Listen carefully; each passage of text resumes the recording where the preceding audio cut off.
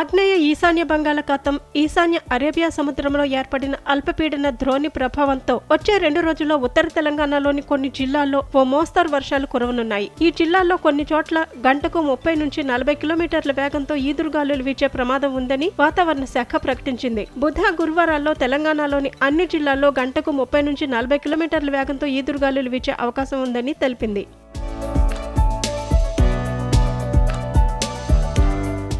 బుధవారం ఆదిలాబాద్, కొమరంభీం, మంచిర్యాల, నిర్మల్ జిల్లాల్లో అక్కడక్కడ ఉరుములు, మెరుపులు, ఈదురుగాలులతో కూడిన వానలు కురిసే అవకాశం ఉంది. దీంతో ఉమ్మడి ఆదిలాబాద్ జిల్లా వ్యాప్తంగా యెల్లో అలర్ట్ ను జారీ చేసింది ఐఎండీ. అలాగే బుధవారం ఉమ్మడి నిజామాబాద్, కరీంనగర్, వరంగల్, ఖమ్మం, రంగారెడ్డి, హైదరాబాద్, సంగారెడ్డి, మెదక్, కామారెడ్డి జిల్లాల్లో అక్కడక్కడ ఉరుములు, మెరుపులతో మోస్తరు వర్షాలు కురిసే అవకాశం ఉంది.